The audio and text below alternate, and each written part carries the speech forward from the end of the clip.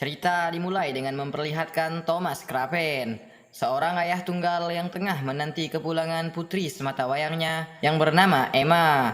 Sejak Emma menjalani magang di luar kota, setiap detik kebersamaan mereka menjadi kemewahan yang sangat langka dan berharga. Pertemuan yang seharusnya menjadi reuni penuh kehangatan itu seketika berubah. Dalam perjalanan pulang, insting tajam Thomas menangkap sinyal bahaya.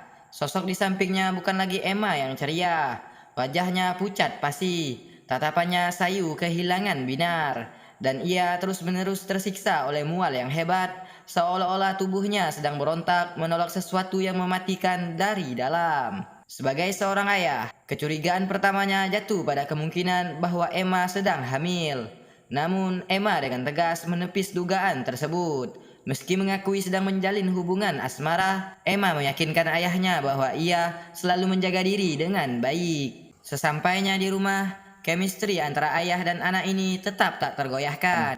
Mereka bergerak dengan sangat selaras saat menyiapkan makan malam, sebuah ritme lama yang sinkron, seolah waktu dan jarak tidak pernah benar-benar memisahkan mereka. Saat Emma mengangkat sebuah nampan, di dalamnya ia menemukan sebuah pistol dan lencana polisi. Benda-benda itu menjadi pengingat bisu bahwa ayahnya bukan sekedar orang tua biasa, melainkan seorang penegak hukum yang hidup di tengah kerasnya dunia kriminal. Ketenangan malam itu hancur dalam sekejap. Secara tiba-tiba, hidung Emma mengeluarkan darah.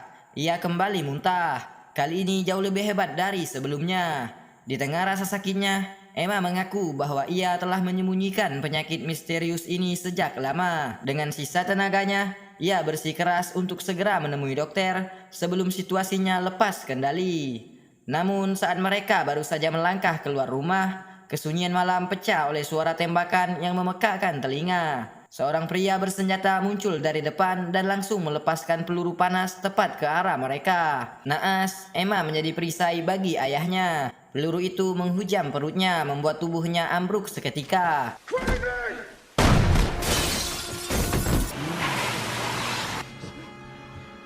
Namun sebelum pelatuk ditarik, sang penyerang sempat meneriakkan satu nama, Kraven. Sebuah seruan yang memperjelas fakta menyakitkan bahwa target asli dari peluru itu adalah Thomas dan Emma hanyalah korban salah sasaran.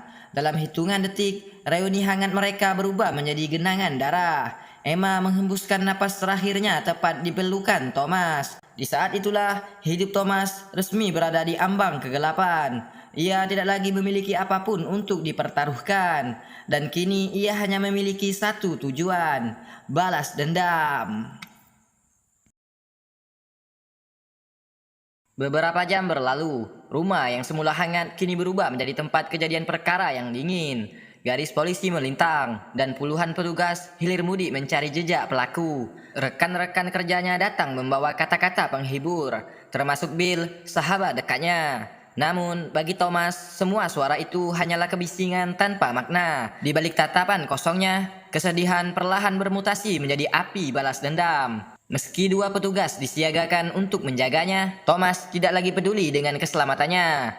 Baginya, jika sang pembunuh kembali, itu bukanlah ancaman, melainkan kesempatan untuk menuntaskan segalanya. Karena kini satu-satunya alasan ia hidup telah direnggut secara paksa.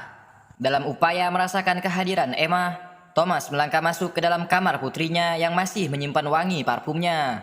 Di tengah keheningan yang menyesakkan, ponsel Emma tiba-tiba berdering. Thomas mengangkatnya. Namun hanya ada kesunyian mencekam di ujung sana. Tidak ada suara, tidak ada pesan. Namun insting detektifnya berteriak, ada sesuatu yang tak beres di balik keheningan telepon itu. Tak lama kemudian, Thomas mencoba memejamkan mata. Namun ketenangan adalah hal mustahil baginya. Bayang-bayang Emma terus hadir dalam mimpinya, memaksa Thomas untuk tetap terjaga sepanjang malam. Pagi harinya, Thomas menuju kantor polisi. Bukan sebagai detektif, melainkan sebagai seorang ayah yang menuntut keadilan. Ia meminta rekannya memeriksa semua kontak di ponsel Emma, serta melacak panggilan misterius semalam, berharap ada titik terang. Namun, penyelidikan resmi kepolisian justru menemui jalan buntu. Tanpa saksi mata, tanpa petunjuk, para penyidik mulai menggali tumpukan kasus lama Thomas, mencurigai tindakan itu sebagai aksi balas dendam dari penjahat masa lalunya. Aturan tetaplah aturan. Karena korban adalah darah dagingnya sendiri, Thomas dilarang keras terlibat dalam penyelidikan. Atasannya memintanya untuk mundur, namun Thomas membalas dengan argumen tajam. Bagi Thomas, serangan ini bukan sekedar pembunuhan biasa terhadap warga sipil, melainkan percobaan pembunuhan terhadap seorang petugas polisi aktif. Karena target sebenarnya adalah Thomas itu sendiri, bukan anaknya. Adegan berpindah ke ruang otopsi. Sebelum otopsi dilaksanakan, Thomas harus melakukan tugas paling berat dalam hidupnya, mengidentifikasi jenazah putrinya sendiri. Meski semua orang tahu itu adalah jasad Emma, hukum tetap menuntut konfirmasi formal dari sang ayah. Di ruang bedah yang dingin, Thomas berdiri mematung, air matanya seolah telah mengering, digantikan oleh kelelahan batin. Sebelum melangkah keluar, ia meminta satu hal yang menyayat hati, beberapa helai rambut Emma. Itulah satu-satunya kenangan fisik yang bisa ia genggam saat bayang masa kecil Emma mulai menghantuinya. Namun Thomas sadar, air mata tidak akan pernah menyeret pembunuh anaknya ke balik jeruji besi. Dengan sisa kekuatan yang ada, ia mencoba membunuh rasa sedihnya dan kembali ke mode detektif. Ia memeriksa ulang setiap musuh yang pernah ia tangkap, meninjau kembali setiap arsip lama. Namun hasilnya nihil, tidak ada petunjuk baru, seolah-olah penembak itu muncul dari kegelapan yang tak terjangkau oleh hukum. 2 hari setelah tragedi berdarah itu, Thomas Krapen melepas kepergian Emma untuk selamanya. Di pesisir pantai yang menyimpan memori masa kecil Emma, ia menaburkan abu jenazah putrinya ke dalam pelukan ombak. Sebuah momen sunyi yang menandai akhir dari kehidupan Emma, namun menjadi awal dari perburuan Thomas. Kedamaian itu hanya berlangsung sesaat. Di saat investigasi resmi kepolisian menemui jalan buntu, insting detektif Thomas mulai mengambil alih. Ia kembali ke kamar Emma, membedah setiap sudut ruangan demi mencari potongan teka-teki yang mungkin terabaikan oleh petugas kepolisian. Disinilah fakta-fakta mengerikan mulai terkuak. Emma bukan sekedar peneliti biasa. Ia bekerja di sebuah fasilitas nuklir rahasia yang dijaga ketat. Namun yang paling mengejutkan adalah saat Thomas menemukan sebuah pistol tersembunyi di balik barang-barang pribadi Emma. Bagi Thomas, ini merupakan alarm bahaya, karena ia tahu betul bahwa Emma sangat membenci senjata api. Tanpa membuang waktu, Thomas melacak nomor seri pistol tersebut. Hasilnya membawa Thomas pada satu nama misterius, David Burnham. Siapa pria ini dan mengapa Emma memiliki senjata yang terhubung dengannya? Namun, tepat sebelum Thomas memacu kendaraannya untuk mencari David, sahabatnya Bill muncul membawa kabar terbaru dari kepolisian. Sebuah titik terang akhirnya muncul. Polisi menemukan sebuah topi yang diduga milik pelaku di dekat lokasi penembakan. Di dalamnya masih tertinggal beberapa helai rambut. Bukti fisik krusial yang bisa menjadi kunci untuk mengungkap siapa sebenarnya dalang di balik pembunuhan putrinya.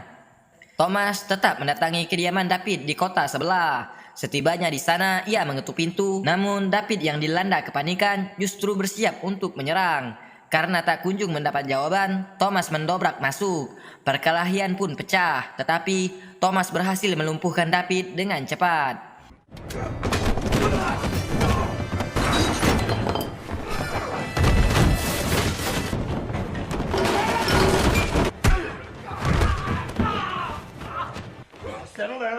Setelah ketegangan meredah, kebenaran mulai mengalir keluar.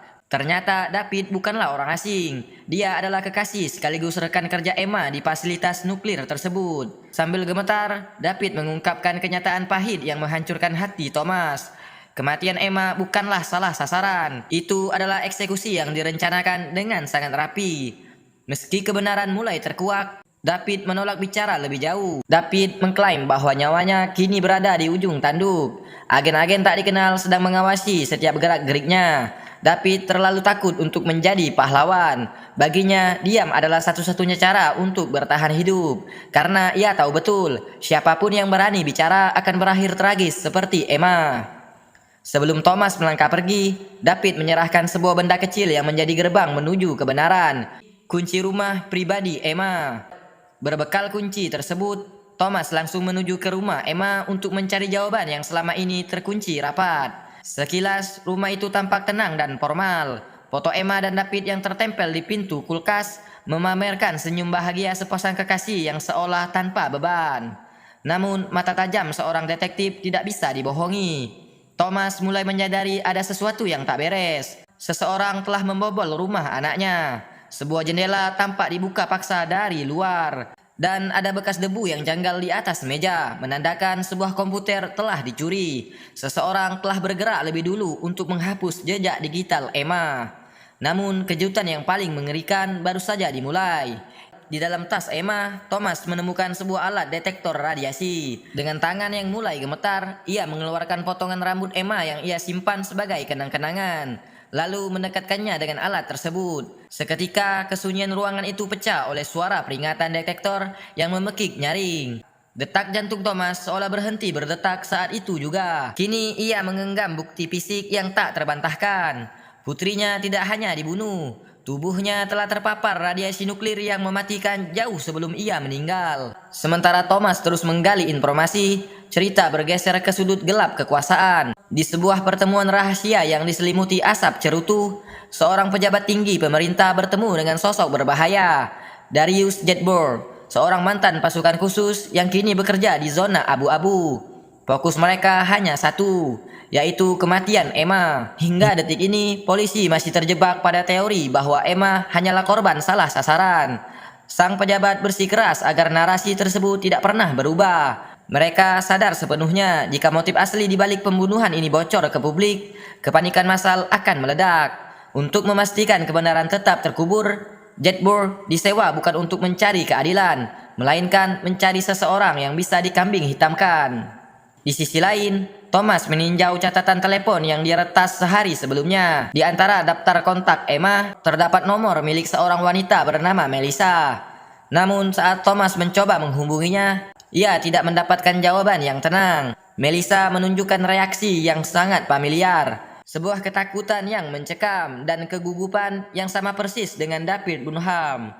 Thomas sadar, ia baru saja menemukan petunjuk penting lainnya. Bertekad mencari jawaban langsung dari sumbernya, Thomas mendatangi Northmore, fasilitas nuklir rahasia tempat Emma bekerja. Ia disambut oleh sang direktur, Jack Bennett, dengan keramahan formal yang terasa sedingin es.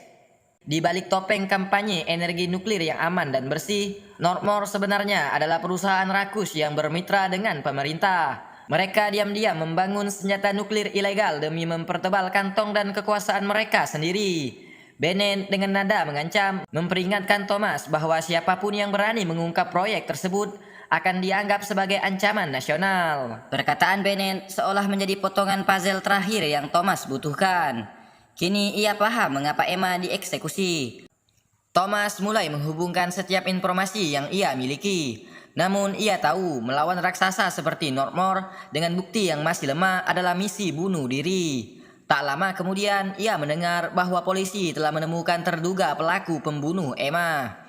Namun saat tim penggerebekan merengsek masuk ke sebuah apartemen, pemandangan di dalamnya justru memicu tanda tanya besar. Tersangka ditemukan tewas dengan senapan di samping tubuhnya. Sebuah adegan yang dirancang sedemikian rupa agar terlihat seperti kasus bunuh diri akibat rasa bersalah.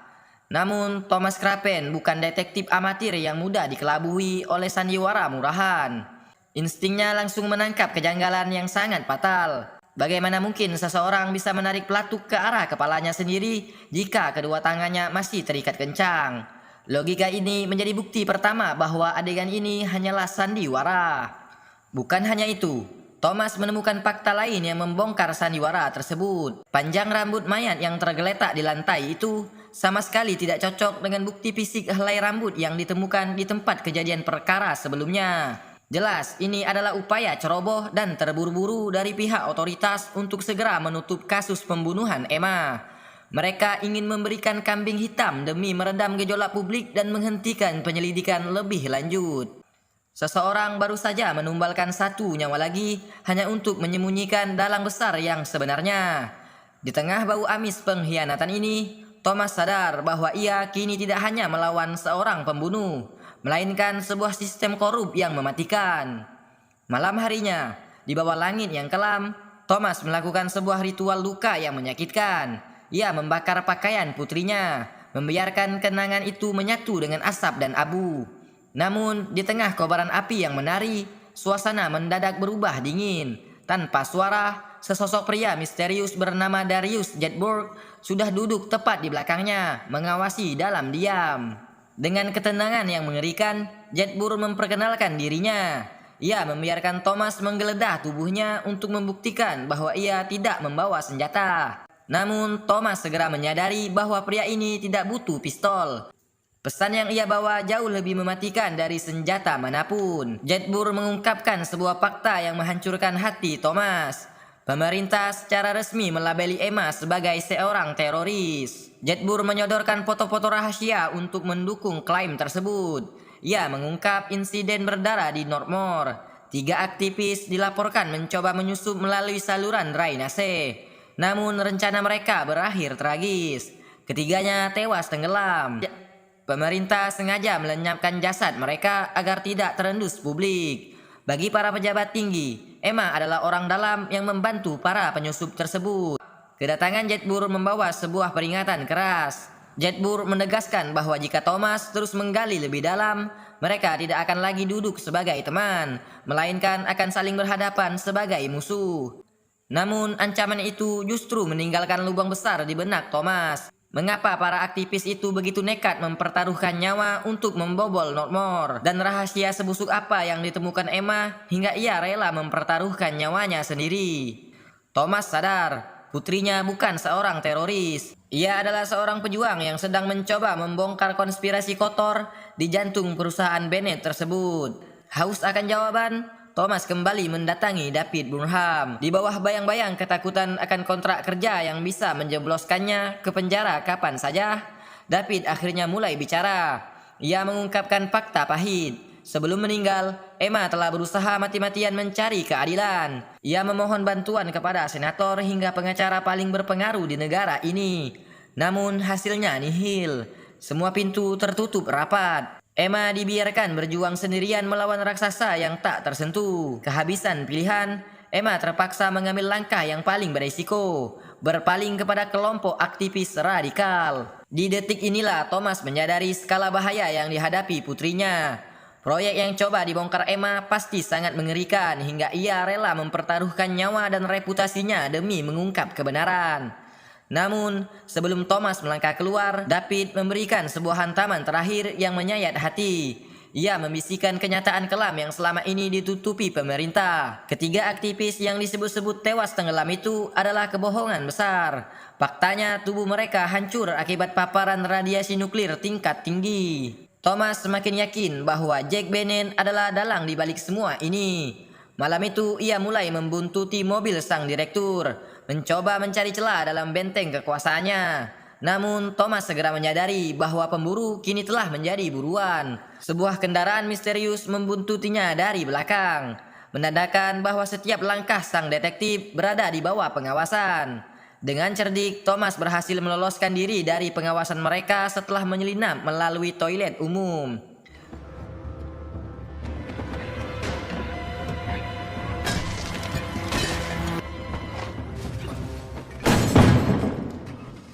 Pengejaran Thomas mencapai puncaknya di jalanan yang sunyi.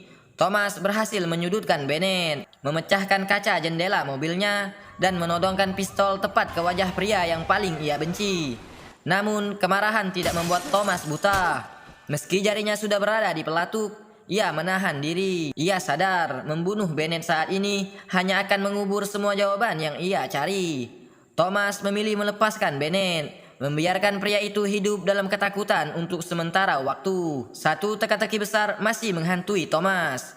Mengapa para pejabat tinggi begitu kompak mengabaikan permintaan tolong Emma?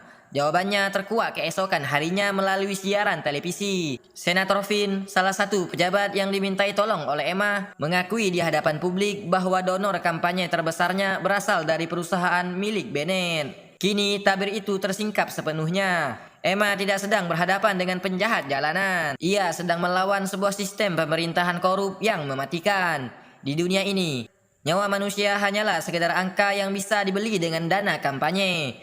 Dan Emma adalah korban dari transaksi berdarah tersebut. Keesokan harinya, Thomas kembali menemui Jedburgh untuk menegaskan sebuah fakta yang tak terbantahkan.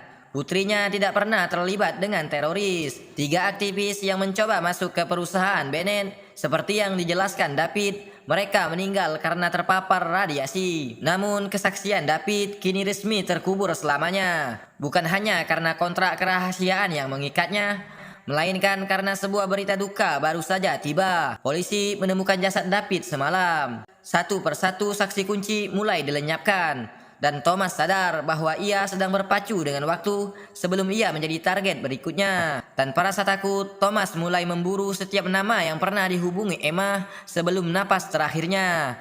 Target pertamanya adalah Cinderman, seorang pengacara yang tampak licin. Meskipun bukti menunjukkan mereka pernah bertemu, Cinderman dengan dingin melemparkan kebohongan, mengklaim bahwa ia tidak pernah mengenal sosok bernama Emma. Namun insting detektif Thomas berhasil membongkar kedoknya. Thomas telah mengetahui bahwa Cinderman pernah bekerja sebagai pengacara perusahaan untuk Bennett, dan kemudian mengkhianati Emma, memancingnya ke dalam perangkap. Terdesak oleh intimidasi Thomas, Cinderman akhirnya bersedia mengatur pertemuan Thomas dengan Senator Finn. Sesuai janji, Thomas akhirnya bertemu dengan Melissa, sahabatnya Emma. Di pinggir jalan yang sunyi, Melissa adalah satu-satunya orang yang bebas untuk bicara karena ia tidak pernah menandatangani kontrak kerahasiaan dengan Normor. Namun, kebebasan itu harus dibayar dengan harga yang sangat mahal. Ia hidup seperti buronan, dihantui teror dan ancaman pembunuhan dari pihak Bennett setiap detiknya. Dalam pertemuan yang diselimuti air mata, Melissa menyerahkan sebuah amplop berisi kaset rekaman, warisan terakhir dari Emma. Rupanya Emma sudah merasakan bahwa ajalnya sudah dekat. Melissa mengaku dialah yang memperkenalkan Emma kepada kelompok aktivis yang bernama Nightflower. Sebelum berpisah, Melissa mengatakan bahwa Emma sempat memberitahunya bahwa ia telah diracuni oleh seseorang. Pertemuan Thomas dan Melissa harus berakhir tragis. Sesaat setelah Melissa melangkah keluar dari mobil, sebuah kendaraan misterius melesat dengan kecepatan tinggi lalu menghantamnya dengan sangat brutal. Tak berhenti di situ, sang pengemudi mencoba menembak Thomas untuk melenyapkan saksi terakhir.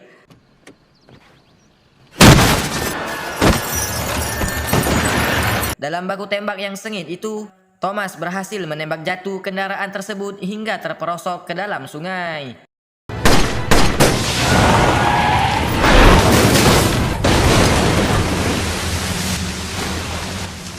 Untungnya, Melissa selamat dari kematian.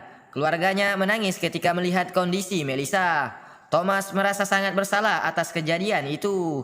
Namun tragedi ini justru membakar api amarahnya untuk segera menuntaskan apa yang telah dimulai oleh Emma.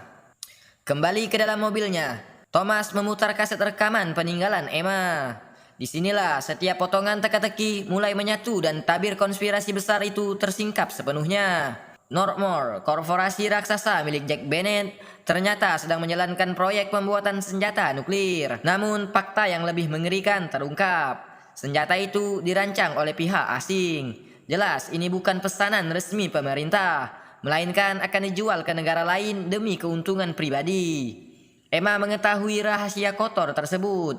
Itulah alasan mengapa hidupnya harus berakhir. Sementara itu, kematian ketiga aktivis mulai menjadi bom waktu yang siap meledak. Pihak Northmore kini berjuang mati-matian untuk mengubur kebenaran mengerikan tersebut di bawah karpet birokrasi. Para pejabat sadar sepenuhnya jika keluarga korban mengetahui bahwa jasad orang-orang yang mereka cintai telah terkontaminasi radiasi mematikan, kemarahan publik akan menjadi gelombang tsunami yang tak terbendung. Satu pertanyaan besar masih menghantui Thomas. Siapa musuh dalam selimut yang membocorkan rencana Emma kepada Bennett? Penyelidikan Thomas akhirnya mengarah pada sosok yang paling tak disangka, Robinson, sang profesor yang selama ini menjadi mentor bagi Emma dan para aktivis tersebut. Terungkap bahwa Bennett telah menyuap Robinson.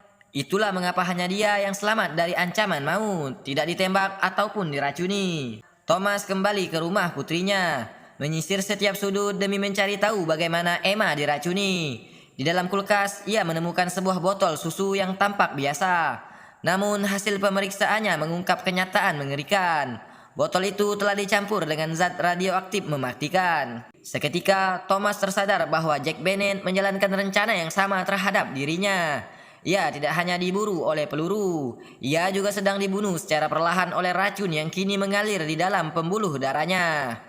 Di sisi lain, Jedburgh menerima kabar yang menghancurkan dunianya. ia didiagnosis menderita penyakit mematikan. Dan sisa hidupnya kini bisa dihitung dengan jari. Menghadapi maut yang sudah di depan mata, hati nurani Jetbur mulai bergejolak. Ia kini berada di persimpangan jalan. Tetap menjadi anjing penjaga yang menutupi kejahatan pemerintah, atau menggunakan sisa hidupnya membantu Thomas mencari keadilan untuk Emma. Keesokan harinya, Thomas menemui Senator Finn, pejabat yang dengan dingin mengabaikan permintaan tolong Emma. Saat ditanya, sang senator bersikap seolah-olah buta dan tuli terhadap motif di balik pembunuhan tersebut. Diduga kuat telah disuap oleh Northmore. Ia mati-matian mengulangi narasi palsu bahwa Emma adalah seorang teroris yang berbahaya. Namun Thomas tidak datang dengan tangan kosong. Ia membanting foto-foto mengerikan mayat ketiga aktivis di atas meja. Bukti fisik yang tak terbantahkan bahwa Bennett dan sekutunya adalah penjahat yang sebenarnya. Dengan tatapan tajam, Thomas melontarkan ancaman terakhir. Jika sandiwara ini terus berlanjut, ia tidak akan ragu membawa seluruh bukti konspirasi nuklir ini ke media untuk menghancurkan konspirasi mereka. Dalam perjalanan pulang, Thomas menyadari ia kembali dibuntuti. Namun kali ini ia sudah siap. Dengan cerdik, ia memancing agen-agen tersebut masuk ke dalam wilayah hukum Boston, di mana ia memiliki wewenang penuh sebagai petugas polisi aktif. Thomas memaksa mereka berhenti kemudian melakukan penggeledahan. Di dalam mobil mereka, ia menemukan senapan mesin otomatis, bukti nyata aktivitas kriminal yang tak terbantahkan. Anehnya, para agen itu tidak gentar sedikit pun. Salah satu dari mereka bahkan menyeringai dingin sambil mengatakan bahwa Thomas baru saja membuat kesalahan fatal. Tak lama kemudian, berita penangkapan ini meledak di media nasional, membuat nama Thomas Craven menjadi sorotan publik. Di dalam lingkaran kekuasaan Bennett, kepanikan mulai melanda. Beberapa pejabat menyarankan agar rencana pembunuhan Thomas dibatalkan karena sorotan publik yang terlalu tajam.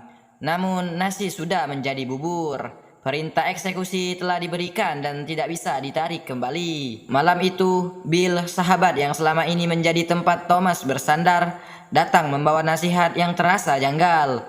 Ia mendesak Thomas untuk menyerah, sambil memperingatkan bahwa jaksa mulai mencurigainya atas kematian David Burnham. Insting detektif Thomas bergerak hebat. Ia mencium aroma pengkhianatan di sini. Benar saja, demi melindungi keluarganya, Bill telah menjual integritasnya dengan menyerahkan Thomas ke tangan Bennett. Suasana berubah mencekam saat anak buah Bennett yang sebelumnya ditangkap tiba-tiba muncul di depan pintu rumah Thomas. Entah bagaimana mereka bisa lolos dari hukum begitu cepat. Bill pergi dengan rasa bersalah, meninggalkan Thomas dalam kepungan. Sebuah sengatan listrik berkekuatan tinggi menghantam tubuh Thomas, meruntuhkan kesadarannya seketika. Thomas terbangun di dalam fasilitas rahasia Northmore. Tubuhnya terasa hancur, sendi-sendinya kaku, dan rasa mual yang hebat menyiksa setiap sarafnya. Semua gejala itu merujuk pada satu kenyataan pahit. Thomas keracunan radiasi nuklir sama seperti anaknya. Bennett tidak hanya ingin Thomas mati, ia ingin Thomas mati secara perlahan. Namun mereka meremehkan tekad seorang ayah. Dengan sisa tenaganya, Thomas berhasil melepaskan salah satu borgol di tangannya. Ia tetap diam hingga seorang penjaga masuk. Lalu dengan serangan yang mematikan, Thomas berhasil melumpuhkan penjaga tersebut. Thomas tahu waktunya di dunia ini hampir habis. Dengan tekad yang murni didorong oleh sisa-sisa hidupnya, ia mencuri mobil seorang karyawan lalu melesat pergi. Dengan tubuh yang mulai digerogoti radiasi, ia memacu kendaraannya menuju jantung kejahatan, kediaman mewah Jack Bennett. Thomas tidak lagi datang sebagai penegak hukum. Ia datang sebagai malaikat maut yang tidak akan membiarkan siapapun selamat. Dengan langkah terhuyung namun pasti, Thomas menerjang masuk. Satu persatu penjaga Bennett tumbang di tangan pria yang sudah kehilangan tujuan hidupnya. Di tengah kekacauan itu, mata Thomas tertuju pada satu pria yang sebelumnya menangkap dirinya. Thomas yakin pria inilah pelaku yang merenggut nyawa Emma. Thomas menyudutkan pria itu lalu memaksanya meneriakkan nama yang menghantui tidurnya, Craven. Begitu suara itu terdengar, Thomas memastikan sang pembunuh merasakan dinginnya kematian. Say it, Craven!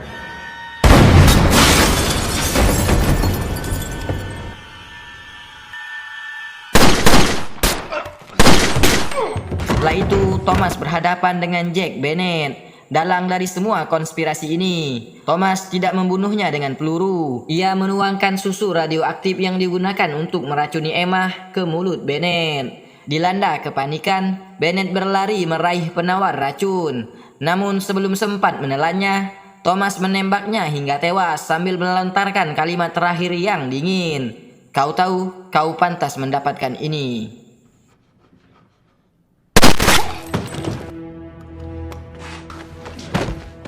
Di tempat lain, Senator Finn yang menjadi sekutu Bennett panik saat mengetahui Thomas masih selamat dan sedang berada di rumah sakit. Mereka takut kebenaran akan terungkap dan meminta bantuan Jedburgh untuk merusak kredibilitas Thomas dengan menggambarkannya sebagai orang yang tidak waras. Membuat narasi bahwa Thomas diracuni oleh anaknya sendiri, kemudian menuduh Bennett meracuninya lalu membunuh pria itu. Namun di momen krusial itu, Jedburgh berbalik melawan mereka. Dihantui diagnosis penyakitnya dan rasa bersalah, ia menembak mati semua pejabat korup tersebut. Mendengar suara tembakan, seorang polisi bergegas masuk. Jedburgh tidak melawan. Ia menerima takdirnya dan membiarkan polisi itu menembaknya. Keadilan telah ditegakkan oleh tangannya sendiri. Thomas Craven telah menyelesaikan misinya. Sebelum semua kekacauan ini terjadi, Thomas telah mengirimkan setiap bukti yang telah dikumpulkannya, termasuk rekaman kaset Emma ke pihak media. Ia memastikan bahwa kebusukan Northmore akan terbongkar bersama kematiannya. Di akhir cerita yang menyayat hati, Thomas terbaring kritis di rumah sakit. Dalam detik-detik terakhirnya, sosok Emma muncul dengan senyum hangat di samping tempat tidurnya. Mereka berjalan bersama meninggalkan rumah sakit, meninggalkan dunia yang penuh kekerasan ini untuk bersatu kembali dalam keabadian. Film pun berakhir.